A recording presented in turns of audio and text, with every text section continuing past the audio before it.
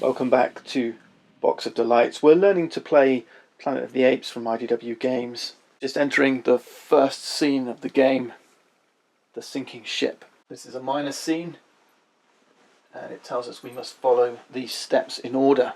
And already it seems we have a decision to make. It says each character draws 1 to 5 action cards, then rolls that many dice. For each odd number rolled, that character suffers 1 damage. So we're going to take action cards. We stand the risk of suffering more damage by drawing more cards. These action cards are going to be useful to us, we learn from the rulebook. And trying to complete encounters, so the more cards we have, the more effective we are going to be at resolving encounters, it seems. We have a hand limit of 7 cards, so these cards are going to go into our hand.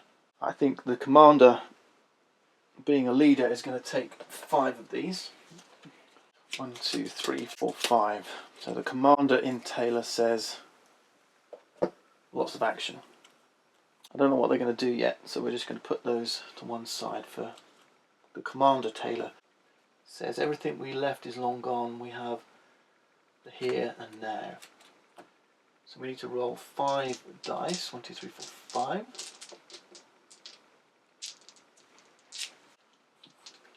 It's interesting. I mean, we're getting right into the game, and we've not really read the rules, so I like that. And we're looking for evens. Evens are good. Evens are good. It said for every odd number, we take 1 damage. So that's 1 damage for Taylor. Good effort, Commander Taylor. The Defiant Taylor, he says, take your sinking paws off me, you dirty ape. Well, I think Defiant Taylor's up for lots of action as well. Let's take 4. Why not? Let's take 4. I don't see any reason for not trying for 5, but hey, let's just go for 4. Who knows? Alright, we got 2 odds this time and 2 evens, so 2 damage. Now what I don't know is how much damage we can take. But the rulebook's not huge.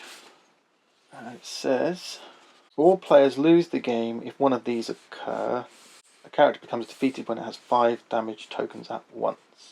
You remain in the game, but its abilities are curtailed. Alright, so there's no player elimination. It says if we do want to use a single character, which is achievable, with just a single character, he becomes defeated and loses the game with 7 damage instead of 5. So there's some, I don't know how much scaling there's going to be in the game. It does say the more characters you have, the easier the game is, because there's more damage to share out. So yeah, we'll see how this plays out, and I'll be keen to learn what an optimum character count is for this game, for the kind of difficulty you want. So maybe that works, right? If you want an easier game, play more characters. Okay, we've resolved this first step. End of scene. After completing all the steps, move to scene 2. Okay, the Forbidden Zone. I remember it well. These scarecrow type characters were quite intimidating in the movie. Right, let's see what happens. So this is going to be a major scene, I believe. Yeah, major scene. So that replaces our minor scene. Alright, let's see what happens in the Forbidden Zone. Once ashore, you address your remaining 2 crew members, Dodge and Landon. Well, I am 2,031 years old. We've been away for 2,000 years, give or take a decade. Time has wiped out everything we knew back home. There's no sign of life in this harsh terrain. With only 72 hours before your groceries run out, you strike out in exploration. Now it's time to set up the major scene. So Taylor and the ape go in these respective spots on the fate track. So 13 for Taylor, 7 for the ape. Alrighty. That's this bit done. Next it says to set up the active encounters. Active encounter times 3. Let's draw 3 cards. There's 3 active encounter slots here, so we're going to put 1 in each slot. A Desolate Trek. Why Did I Sign On? And Flaming Sky. Now we're into the meat of the game, taking actions. We're going to proceed in turn, starting with whoever's the first player, active player, and we're going to perform 3 actions from this bunch. Check end of scene, game loss, advance the day track, pass the active character token, and have we hit sunrise. You know, when I'm learning games, what I like to do is just have a crack at stuff. I don't want to start healing just yet. So let's have a look. How do we... I might need to draw some cards. I've got quite a lot, but it seems what we should be trying to do is adventure, attempt to resolve an encounter card. It might also be a good point to understand and review what we're doing here. What do these standees represent? After we've taken our actions, we're going to be checking the end of scene game loss. If any of these standees reach the 0 spot, we immediately skip our actions, so even if we've got any more actions left. Now the rulebook offers some nice advice here, just to get you going quickly. You don't want the Statue of Liberty to reach the 0 spot. Right? That's a game-losing situation. And it also tells us we want Taylor to reach the bottom before the ape. Okay, so we've got this action that says allies move the ape standee back 1 space. So that's pushing him this way. How do we advance Taylor down this track? Well, I can see this is where these encounters come in. If we succeed at the encounter, like here on this desolate track, for example, Tyler moves forward 2. If we fail, the ape goes forward 2 and the Liberty statue goes forward 1. Moving Taylor forward is how we reach the end of the scene, and then we can move on and get work our way through to victory and getting through the final scene. Alright, this makes sense. So as an action, I can attempt to resolve any one of these encounters. We notice 2 of these have the sunrise symbol. What that means is if the day-night sunrise track reaches sunrise, ape's going to advance on this one, ape or Liberty on this one. Flaming Sky says the sky periodically turns to flame. So this looks like a good one. The rewards here are really good. The failures are bad, but trying to defeat this one before sunrise sounds like a good idea. This is what we're trying to achieve. We're trying to get 5 dice that total 26 or higher. This is the number of dice we get for free. 5 dice. This says which suits of action cards you can play. So we happen to have 3 Dr. Zaius cards and a gorilla. So we could be potentially playing these 4 cards. So with these 3 cards I would get 3 extra dice. Note these are white dice. There's other dice in the game. There's red and grey. So a card like this, for example, gives you a red die. Red dice are kind of wild. They could act as white or grey. In this case, though, the encounter doesn't specify a colour. It just says 5 dice, any 5 dice. Okay. There aren't enough dice to go around, so I'm just going to substitute in 3 white ones.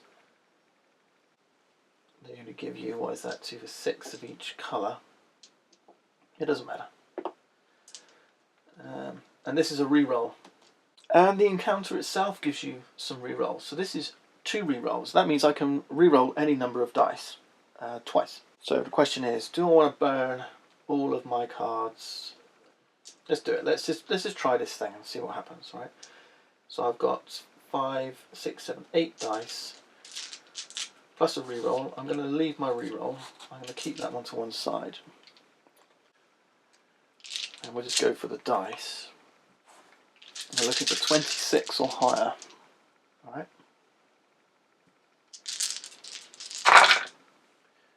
So we've got 5 dice. So we want to get the highest ones here. Remember, we're only allowed to use 5 dice. So I've got 5, 10, 22. So we're a little bit short.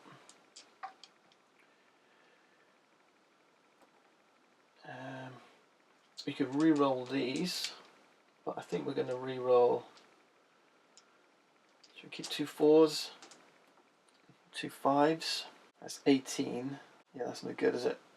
We want to get some more off these, so let's re-roll all of these. Let's keep the 10. We've got 2 re-rolls, remember, so I'm going to re-roll this lot. Okay, there's 20. I've got one more re-roll and I need a 6 from this lot. A 6 from this lot, okay. We failed. Now the good news is, it's not all over. You don't have to commit cards at the beginning, so we still have a few tricks up our sleeve. Special cards might be able to help us. I don't have anything here to help me. Actions that grant re-rolls I can use. So let's play this and do one more re-roll. Come on, give me the 6 I'm looking for. There it is, we got it. Okay, 26, lovely. Or indeed we could use some skills. So we've got skill tokens down here to use your skills. So Defiant here has got one that says spend a skill token. We've only got 2. When you fail an encounter to prevent the failure, a commander says we can pass cards to another character or take cards from another player. So we could have used our skill here and maybe grabbed another reroll if we needed it, right? From the Defiant Tailor.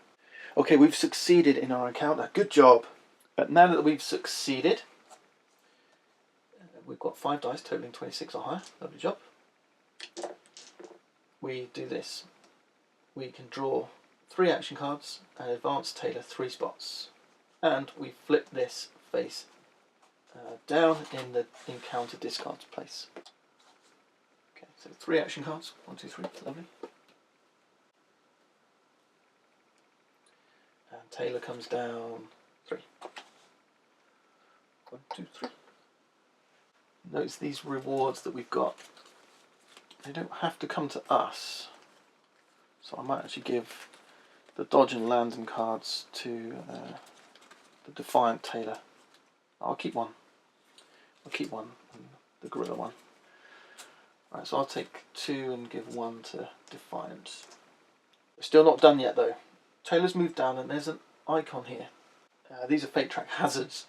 If Tailor lands or ends his movement on a spot, doesn't matter if we nipped over it, wouldn't matter, but if we land on this, you have to execute it immediately. Gorilla goes down 1. So maybe we could have thought about that a little bit more and maybe done one of these 2 first, which just moves him 2 spots, and then we would have moved 3 and we would have avoided that 8 movement. But hey, you live and learn. This is what learning the game's all about. Just try things, see what happens. Now we've got 2 actions left. Actually, we've got 3 actions left because Commander Tailor has 4 actions each turn, it says. Just before we push on though, we've got to refresh this encounter. There should always be 3 here. So we grab another one, replace this slot. Okay, this is going to give us enough movement to get Tailor down to the bottom. And we must discard these. Alright, let's have a look at some of these other actions. We've got 3 actions left. So my second action, let's do that. Now there should be 2 available actions here. Skip this, you should put those there in setup. So I can either draw from the top or take one of these, and that explains the reset. Clear and replace those cards if you don't like the look of them. So that's fine, we'll take him. And refresh. And my third action, what do I take? There's another Dr. Zess, so I'll take him. Refresh.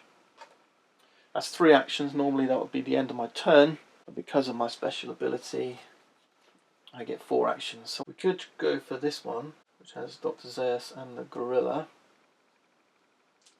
6 white dice.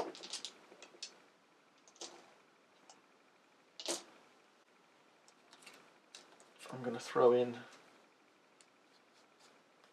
Dr. Zaius for an extra one, a grey one. Okay, so that's alright. We've got 3 rolls, 3 re-rolls. Let's see how we do.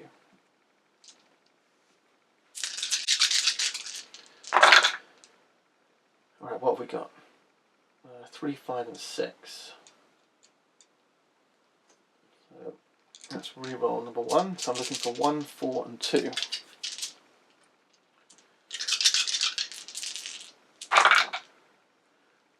There's 4 and 2. We're looking for a 1. Looking for a 1.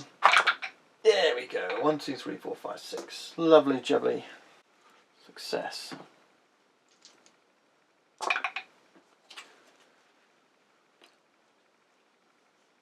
So we get a skill token or a special. Move Taylor 3. The horizon was dotted with what seemed to be some kind of scarecrow. What could have constructed those? Each character may discard any 3 matching action cards to draw 1 special card. I don't think I've got any matching each character. Remember, it's the group that gets the reward. Do you want a special or a skill token? I'm going to take a special. Human ingenuity. Play an 8 time, draw 4 action cards and distribute them between characters however you wish. Let's keep hold of that for now. It's a play any time, so I'm not bothered. Tyler moves forward 3. 1, 2, 3. The 8 moves forward 1, or Statue of Liberty moves forward 1.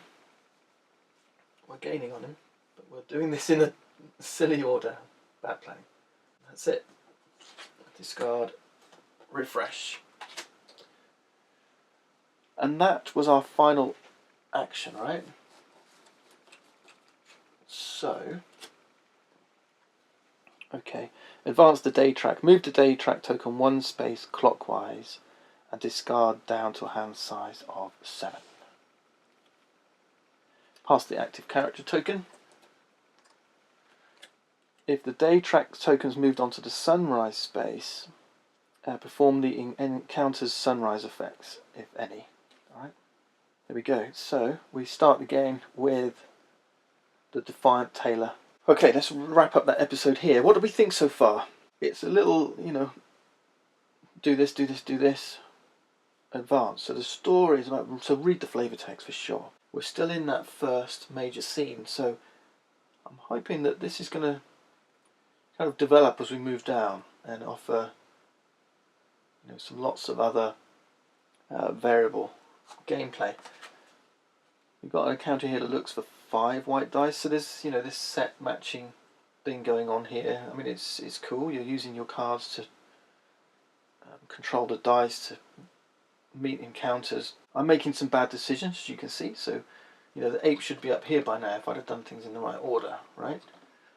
And it's pushing quite fast. I can see that we're potentially moving through these scenes quite fast because remember we're going to do this one when we've got a minor scene, then a major scene, minor scene, major scene, major scene.